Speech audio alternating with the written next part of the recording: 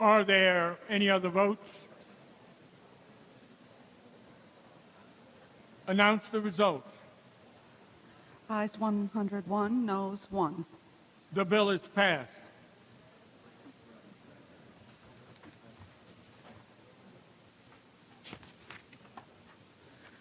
Assembly 5257, Calendar 203, Ms. Pollan, an act to amend the criminal procedure law. Read the last section. This act shall take effect immediately. Clerk will record the vote.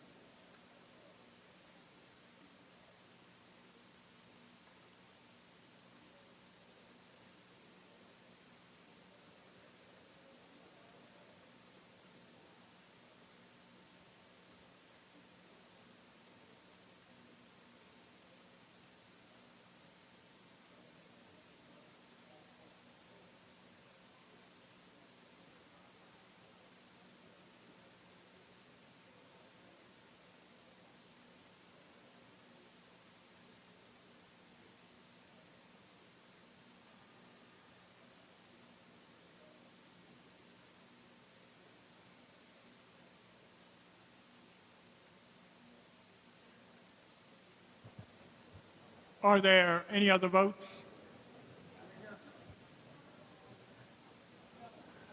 Announce the results. Ayes 99, noes 0. The bill is passed. Assembly 6340, Calendar 242, Mr. O'Donnell, an act to amend the penal law. Read the last section. This act shall take effect immediately. Clerk will record the vote.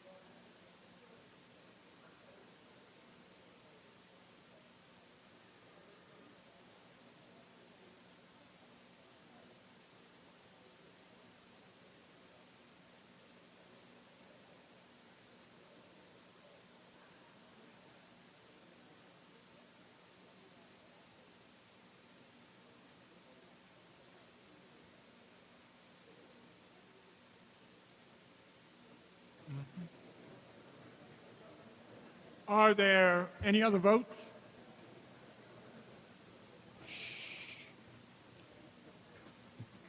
Announce the results. Ayes 97, noes 3. The bill is passed. Assembly 274A, Calendar 454, Ms. Rosick, an act to amend the Public Service Law and the General Business Law. Mr. McKevitt asks for an explanation, Ms. Rosick. So this bill requires that cable, internet, and telephone companies providing cable, internet, and telephone service allow customers who are under contract, including multi-year or bundle contracts, to cancel such a contract without penalties if such a customer is victim of domestic violence. Mr. McKevitt. Will spots yield for a few questions, Will you please? yield, Ms. Rosick? Absolutely. Yes. Is your mic on? Yes, I will yield. Just basically, my question comes down to the point that my understanding is that under previous versions of this bill, this would have allowed the victim to be released from the contract if the victim had received an order of protection. And since then, the bill has been amended to include a domestic violence incident report, a valid police report, as well as affidavits from various professionals. As a matter of fact, I note that in the justification under the bill memo, it still mentions that allow victims who have a permanent order of protection to receive this relief. So I'm just curious as to why those other reports were allowed in addition to the order of protection. So we decided to amend the bill to include other forms, including a temporary order of protection, to mirror 326, which is a parallel bill that I also sponsor in the package today. And we thought that the legislative intent of the bill is to broaden the scope of what's allowed in this case of domestic violence. And I certainly agree with the intent. You certainly want to make those victims of domestic violence to get probably the clearest path as possible to seek the relief. Just concerns about how the bill is written is that at least with an order of protection, it's something where at least you see a judge, maybe a one-side hearing with the judge, but at least you go before that impartial arbiter to decide whether indeed to give the order of protection, where under the other standards, whether it just be the domestic violence incident report or the police report, many times the reports are just saying, this is what the victim told me, without the other types of evaluation of the evidence. And I guess the concern I have is that if you go to an employee of a phone company and they receive a order of protection, that's a court order. That's something very clear, and they could say, okay, based upon this, I must let them out of the contract, where under this language, it just simply talks about a valid police report. And I guess the question is do they then have to make determinations as to what's in their report and whether it does indeed relate to getting out of the contract? That's my concerns just with the drafting of the bill. So I understand those concerns. It is very rare for a temporary order of protection to rarely result in a permanent order of protection. I would also argue that it's quite cumbersome to actually get a police report, and these victims of domestic violence they're overcoming a lot in order to do that, and it is an arduous process to get any one of these qualifying documents, and that's why we included them in there. Okay, again, just a concern I have is at least with the order of protection, there is, again, it's a judgment from a court, and again, it's easier for the employee, whereupon, again, the reports may have a lot of qualifying factors in them, and again, you're putting that employee in the determination of making a judgment, where the order of protection is much easier. So just something to consider in the future, or may get language in the future by saying not only about police report, maybe a police report which indicates that, yes, that a violent incident did take place, or the victim suffered some sort of injury, maybe just some clarification which would make clear that this report does indicate that that type of relief should be warranted. Great. Okay, thank you. Thank you. Mr. Goodell. Thank you, Mr. Speaker. Would the sponsor yield? Ms. Rosick, will you yield? Absolutely. Ms. Rosick yields. Thank you very much, Ms. Rosick. When I read the language of this bill, is there any requirement that the victim be a joint contract with the abuser? No. So you could have a boyfriend and girlfriend, one's a victim, they live in separate houses, they have separate contracts. The fact that you're a victim would give you then, under this bill, the right to cancel your cable service or your telephone service or your satellite service? In most cases, it's a bundled contract or a family plan, one that you would actually include your batterer or significant other. But the first section dealing with cable television companies, there's no bundling there, right? It's just, so if you're the victim, even though you have your own apartment, even though the contract's just in your name, this bill would give you the right to cancel your cable contract? So because we're trying to cover both cable and telephone service, that's why that language is in there. But there's still no requirement that it be a joint contract or you're even living together, right? Correct. This bill, if it were to become effective, would be effective immediately for existing contracts. Am I correct? It would take effect immediately. Not just for contracts that are signed after the date of this bill, correct?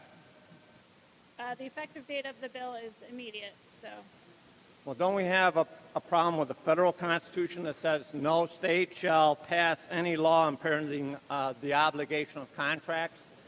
That's Article 1, Section 10 of the U.S. Constitution. Yes. Don't we, in order to be constitutional, have to make this bill effective for new contracts? if you notice also, though, it says that it does not prohibit a state from regulating other terms and conditions, and we believe that this sort of contract would be in those terms and conditions. If this bill were passed and it was a bundled contract, does this bill allow the cable company or the wireless company to cancel the entire contract for everyone else as well? It would just be for the petitioning party who has written to that company requesting that with, again, the proof that they are in fact a victim.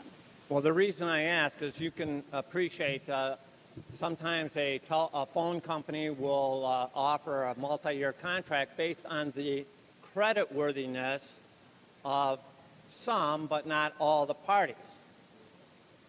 So if one of the parties to that contract is released, shouldn't the company be allowed to cancel the entire contract then?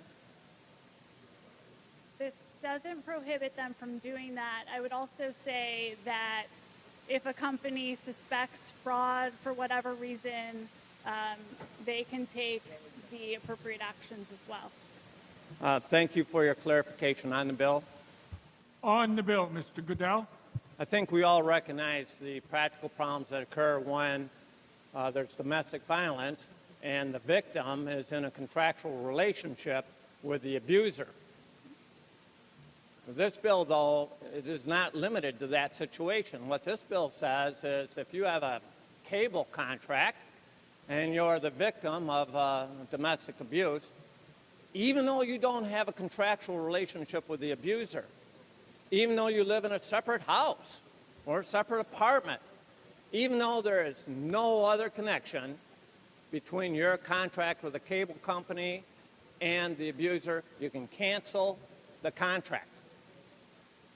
I appreciate the efforts of the sponsor to help victims, and that's an effort I would support, but I think it's important for us as a legislature to write legislation that is tailored to the problem that we face and allow an abuser to get out of a contract that's joint with the victim and abuser to break that contractual relationship. And I think it's important for us to recognize that if one of the parties is released from that contract, the company ought to also have the right to cancel the contract because the creditworthiness of the person that was released may be the basis for the contract in the first place. For those reasons, I would recommend that we look at this language and see if we might be able to tighten it up, recognizing the positive objectives sought by the sponsor. Thank you, Mr. Speaker. Thank you, Mr. Goodell. Read the last section. This act shall take effect immediately. Clerk will record the vote.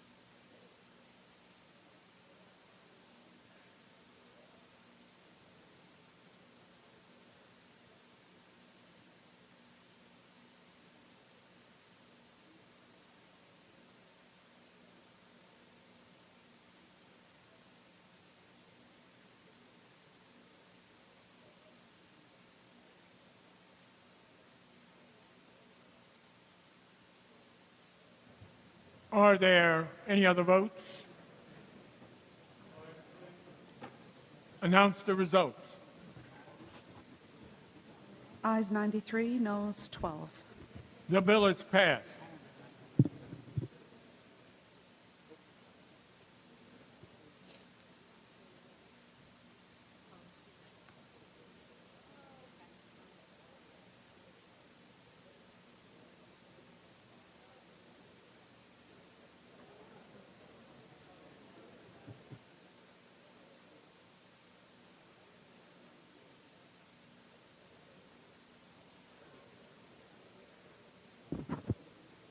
Mr. Morelli. Yes, thank you, Mr. Speaker. If I could give the members the final four bills of the domestic violence package in the order in which I'd like to take them up. We're going to begin with calendar number 480, which is found on page 43 of the main calendar by Mr. Simberwitz. Follow that with calendar number 483 on page 44 by Mr. Aubrey. Then we'll go to Ms. Weinstein's calendar number 493 on page 45 and conclude this package with calendar number 519, found on page 49 by Mr. Bronson. Clerk will read. Assembly 1358, calendar number 480, Mr. Simbrowitz, an act to amend the insurance law.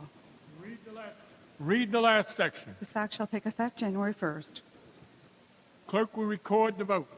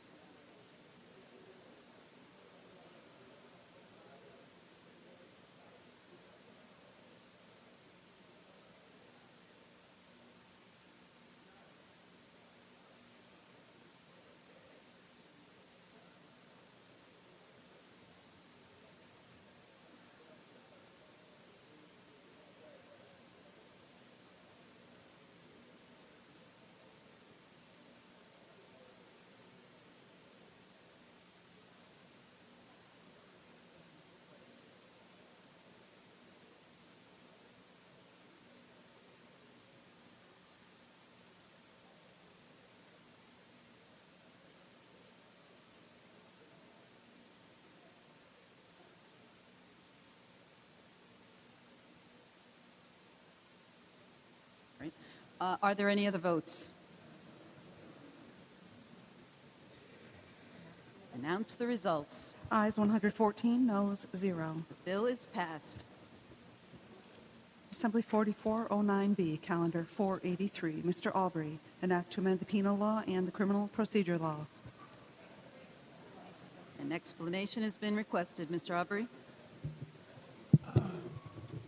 Certainly, Madam Speaker. This bill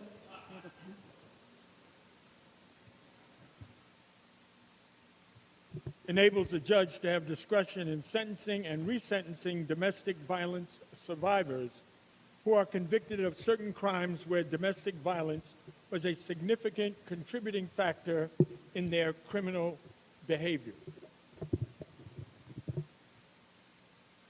Mr. Graff? Will the sponsor yield, please? Will the sponsor yield? Certainly, Al. Sponsor yields. Jeff, I got a couple questions on this bill. Now, under this bill, it's both men and women, right? It doesn't discriminate against either a man or a woman can bring if they're sentenced for a felony. Given current law, I think it would be discriminatory I can't hear you, if we Jeff. establish it. I say, given current law, it would be discrimination if we establish a bill just for women or just for men. Okay, I just wanted to clarify that. And the other thing, it also includes incarcerated persons, right? Yes, it does. It has a resentencing component. Yes. And some of the crime, now, when you look at this bill, they give you a criteria that the judge has. Now, they get a hearing. So even a sentenced prisoner can claim that he was either physically abused by a brother, a sister, a sibling, an uncle, an aunt, or somebody, anybody, and that's what made him commit this crime, or that's a mitigating factor, and he would get a hearing, correct? The application would be reviewed by a judge before, and it could be denied. It doesn't automatically grant a hearing. Well, And that applicant has to prove he or she was a victim of domestic violence by providing proof through two pieces of evidence, one of which is either a court document or a police report. and that would be a police report on domestic violence. Yes, Can they give just testimony from a relative or an affidavit from a relative? that would happen if a hearing was granted, but obviously not before that. The judge will rule on the papers submitted.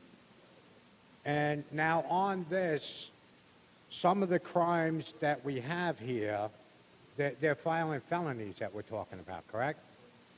Well, violent felonies, I believe, already have existing right for resentencing.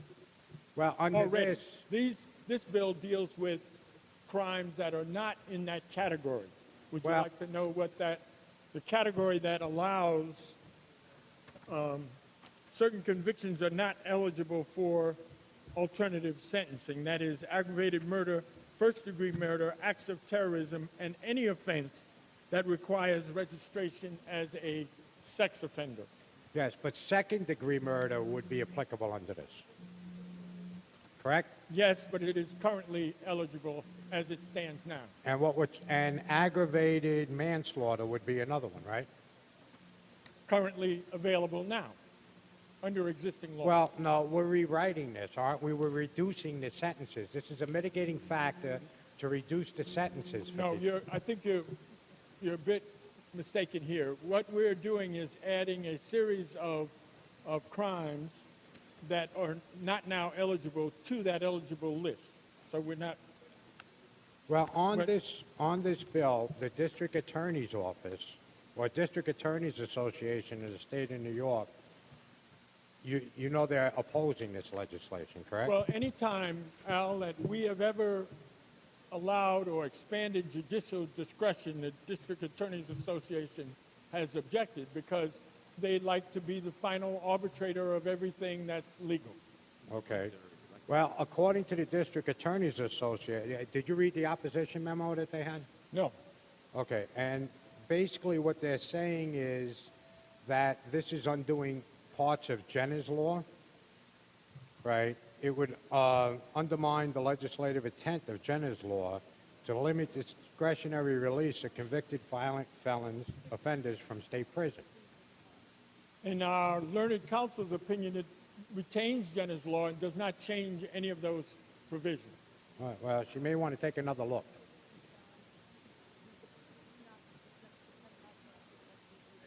Now, according to the District Attorneys Association, right, is this true? The bill would also lower sentences further. For instance, the bill, I didn't hear that last one, Al. Okay. I'm sorry. this bill here, right, according to the District Attorneys Association, right, would further reduce the minimum sentence to only 1 year for B violent felons, such as manslaughter in the first degree and other B felonies, including robbery, assault, burglary, and burglary in the first degree. What it does, because that's how we started this conversation, is it gives the judge discretion over these instances that are covered in this law. So it doesn't give them that. It gives the judge discretion in the sentencing. Okay. Well, what it actually does, though, isn't it true, Jeff, that it reduces, like a judge can sentence them from, say, 3 years to 5 years, and it reduces that down to 1 year. It gives Minimum the sentence. judge discretion. You can't give discretion is discretion, Al. It's exactly what it's defined in the dictionary. Okay. Now, the act contains... Now, what happens is the act contains protections to ensure appropriate use of this discretion. The judge can only grant an alternative sentence to a defendant if he or she finds that the defendant was, at the time of the offense, a victim of domestic violence, right? Subjected to substantial physical, I guess, assault. Can you tell us what substantial means? Well, the judge will decide what is substantial. Obviously, the words are used to ensure that it is something that will alter someone's will. Okay. And psychological abuse, what are we talking about here? I think physical or psychological, both are judged whether or not they altered someone's will. Okay. I'm sure we recognize that people can be psychologically abused. In many cases, we have seen that in certain instances in the legal system. Now, we also have that it has to be a significant contributing factor, correct? Right. All right. So in the case of, and this is one of the concerns raised by the District Attorneys Association, if I have an abuser, okay, who has severely beaten their loved one or severely beaten their child. Excuse me, Al. Madam Speaker, can we have a little quiet in the back? Members, can we have some order in the House? He would be able to ask for a reduced sentence because he was abused as a child. Correct?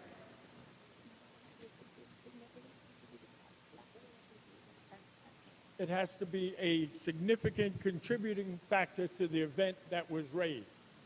Right. Well, if he's an abusive spouse or an abusive parent, right, wouldn't you agree that he could argue that because of the abuse that he suffered when he was 5, that's led him to be an abuser now? But we're dealing with the instant offense. We're not dealing with some prior abuse that might have happened. This is about the case that is in front of the judge at the time. Right. Well, we're talking about psychological impact, and it doesn't have to be simultaneous with the crime that they've committed. This could be abuse from the past. This could be something from the past, correct? It has to be at the time of the event. It's judged at the moment that the act has taken place. Can you point that out in the bill?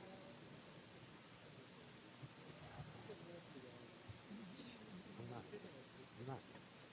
All right. If you go to page 2, line 4, A, at the time of the instant offense,